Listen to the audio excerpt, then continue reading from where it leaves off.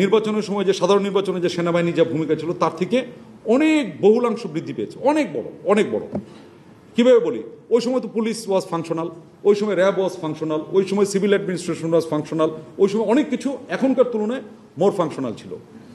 But এই সময়ে আপনার internal security which is very very important for us at this moment in Bangladesh, internal সিকিউরিটির একটা পর্যায়ে যদি বেশি খারাপ হয়, it endanger the sovereignty of any country, not only Bangladesh, any country, any mightiest country of the world, same. Internal security একটা limit পার হয়ে চলে গেলে it endangers sovereignty সর্বভৌমত্ব। তো এই ডিউটিতে আমরা গত প্রায় 14 মাস ধরে আমরা ডেপ্লয়েড আছি। এত লম্বা সময় ইতিহাসে কখনো আমাদের সেনাবাহিনী কোনোদিনও ডেপ্লয়েড ছিল না ইন্টারনাল সিকিউরিটি ডিউটিতে। এবং আপনাদেরকে আশ্বস্ত করি, আমাদের যেটা বললাম ডাবল ফোল্ড ইন্টারনাল সিকিউরিটি, আমাদের অবশ্যই সিকিউরিটি সিনারিও উন্নতি করতেই হবে। এটা আমরা কন্টিনিউয়াসলি জারি আছে।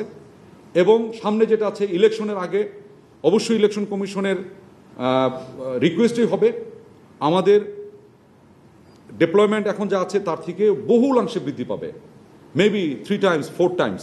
এখন যা আছে তার থেকে প্রায় 3 গুণের কাছাকাছি তো হবেই, আমাদের ডেভেলপমেন্ট বেড়ে যাবে। এটা মানে আমাদের ফোরকাস্ট যেটা আমাদের নির্বাচন কমিশন থেকে অলরেডি বলেছে, এবং এই অনুযায়ী আমরা প্রস্তুতি নিচ্ছি। প্রস্তুতিগুলোর ভিতরে আমাদের ট্রেনিং, আমাদের অ্যাডমিনিস্ট্রেশন, আমাদের প্রমোশন, আমাদের পোস্টিং, যাবতীয় যা আছে এইটা নিয়ে আমরা এইটাকে ফোকাস করে সাজিয়ে নিচ্ছি। উদাহরণ দিই, আমাদের প্রত্যেক বছরে ফেব্রুয়ারি ফার্স্ট উইকে সবগুলো কোর্স চালু হয়, ট্রেনিং কোর্সগুলো, অর জানুয়ারি লাস্ট উইকে আমরা কেটে রিশিডিউল করে নিচ্ছি আগামী বছরকে অ্যাডজাস্ট করে নিয়ে। এই ধরনের যাবতীয় যা প্রিপারেশন আমরা নিচ্ছি, এর ভিতরে এই আইসিটি ডেফিনেটলি আমাদের জন্য অবশ্যই এটার জন্য আমাদের জন্য অবশ্যই মোরাল এফেক্টে অবশ্যই করে। এটা অস্বীকার করবো কেন?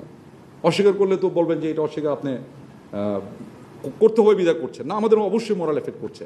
But at the same time আমি এটাও বলে নিয়েছি, সেনাপ্রধান আমাকে আবারও বলে দিয়েছে, আমাদের সবসময় বলেন, সেটা হচ্ছে will remain stand fast with the justice,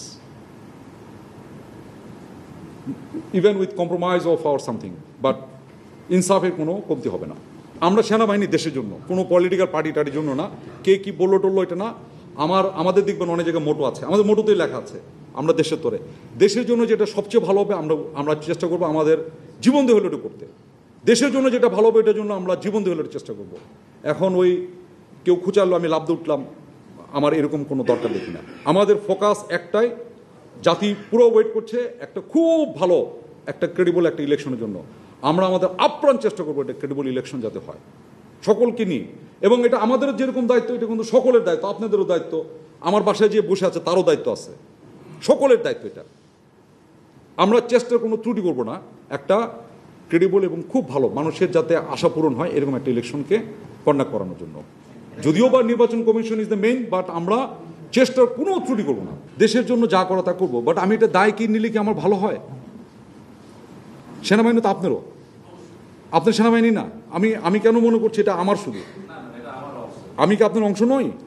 এটা বাংলাদেশ সেনাবাহিনী, মানে বাংলাদেশের এই 20 কোটি 18 কোটি যাই বলি না কেন, সকলের সেনাবাহিনী।